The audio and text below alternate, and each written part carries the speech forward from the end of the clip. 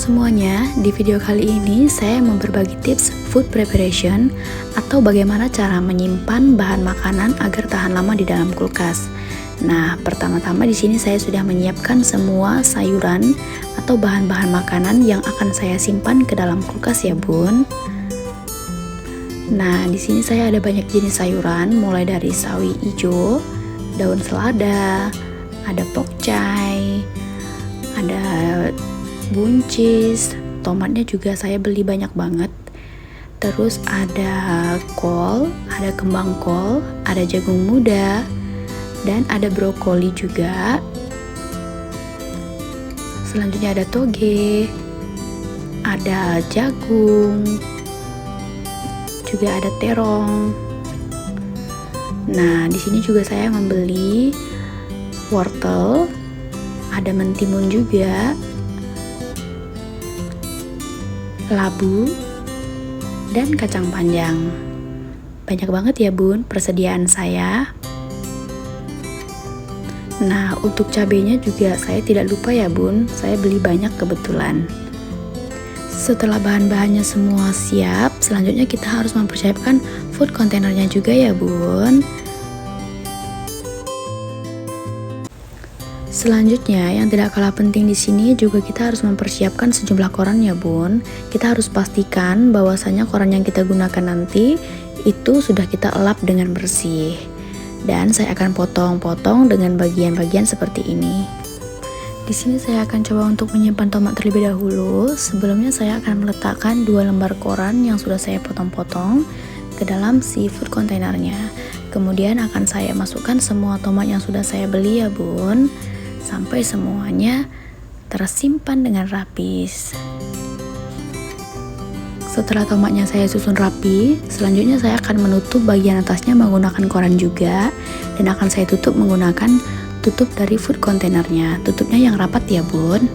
Selanjutnya saya akan menyimpan wortel. Sebelumnya, wortel yang kita simpan nantinya itu harus kita elap bersih juga, dan harus kita pastikan bahwa tidak ada wortel yang basah. Apabila ada wortel yang basah di ujungnya, maka kita bisa langsung potong aja ya, Bun. Karena kalau kita menyimpan wortel yang basah, nanti takutnya yang lain juga bisa cepat membusuk. Setelah semuanya saya susun rapi, bagian atasnya juga akan saya tutup menggunakan koran. Pokoknya semuanya makanan ini akan saya tutup atasnya bagian koran ya, Bun. Untuk selanjutnya di sini saya akan menyimpan bunga kol atau kembang kol.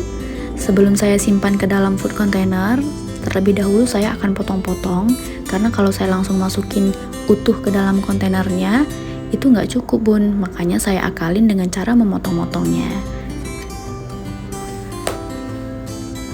Setelah semuanya saya potong-potong begini, selanjutnya saya juga akan mengambil bagian batang atau daunnya yang masih muda.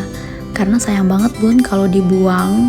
Secara sayur yang satu ini lumayan mahal di pasar harganya.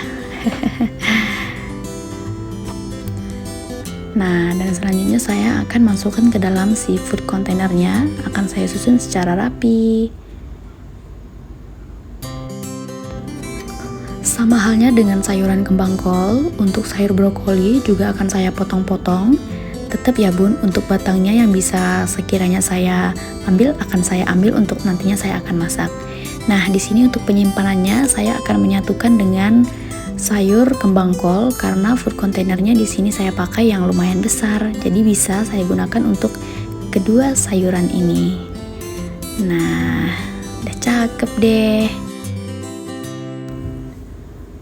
Untuk sayur kol, saya juga akan menerapkan hal yang sama, yaitu saya akan potong-potong terlebih dahulu sebelum nantinya akan saya masukkan ke dalam si food containernya. Waktunya sekarang untuk susun-susun. Nah, kalau sudah seperti ini, saya akan tutup bagian atasnya menggunakan koran. Untuk sapi putihnya, saya akan potong bagian seperti ini.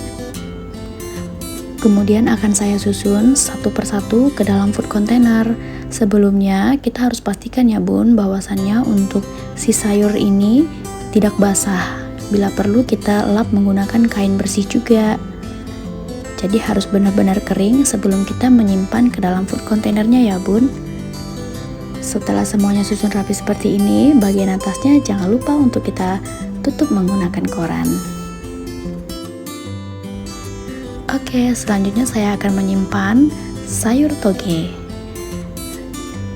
Nah, untuk sayur toge seperti ini, kalau kita susun dengan bagus cara penyimpanannya, ini bisa tahan sampai 2 minggu lebih bahkan.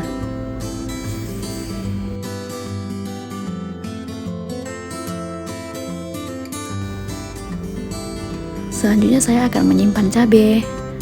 Jadi sebelum cabenya ini kita masukkan ke dalam food container, untuk bagian ujung atau tangkainya itu kita buang aja ya bun, supaya nggak makan tempat.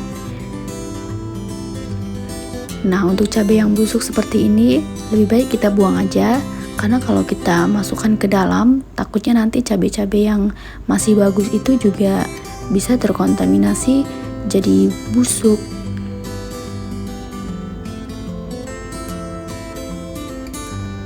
Nah, untuk penyimpanan cabai sendiri, saya memasukkan 2 bawang putih ke dalamnya, karena bawang putih ini bisa membantu untuk cabai ini tidak gampang busuk. Untuk bagian atasnya jangan lupa harus kita tetap menggunakan koran. Oke, selanjutnya di sini saya menyimpan mentimun. Mentimunnya juga harus kita lap bersih dan jangan sampai ada yang basah.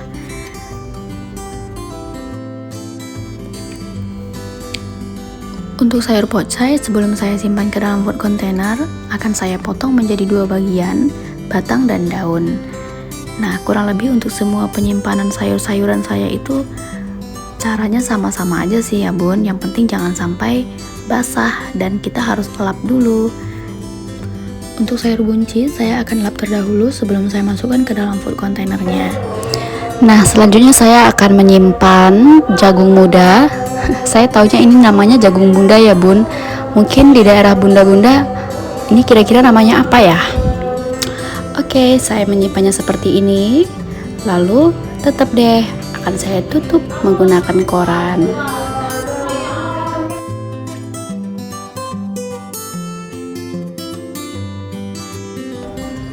Jadi karena saya doyan banget sama lalapan daun selada, setiap kali saya belanja, daun yang ini selalu ada di dalam kulkas. Tidak pernah ketinggalan. Nah, di sini saya akan menyimpan daun bawang. Terlebih dahulu daun bawang ini udah saya bersihin, udah saya cuci, dan kemudian saya akan lap menggunakan kain bersih sampai benar-benar kering. Lalu saya akan potong 2, akan saya simpan bersamaan dengan daun seledri yang juga sudah bersih dan sudah saya lap dengan kering. Kalau kita sudah simpan menggunakan seperti ini, untuk daun bawang ini bisa tahan juga kurang lebih 2-3 minggu ya bun. Nah, untuk penyimpanan sawi hijau, saya lakukan sama persis dengan penyimpanan daun pokcai sebelumnya, yaitu saya potong menjadi 2 bagian, batang dan sayur. Nah, untuk penyimpanan kacang panjang, saya gulung seperti ini, kemudian saya tutup menggunakan koran juga. Oke, selesai sayur-sayuran, selanjutnya saya akan menyimpan bawang-bawangan. Di sini ada bawang merah, bawang putih, dan bawang bombay. Semuanya tidak saya simpan di dalam kulkas, cukup di suhu ruang aja. Tuh, rapi deh. Oke, dan ini adalah belanjaan terakhir saya, yaitu kentang. Kentangnya sebelum saya simpan di dalam suhu ruang, terlebih dahulu saya cuci ya bun, karena kentangnya ini jorok banget, banyak tanah-tanahnya gitu.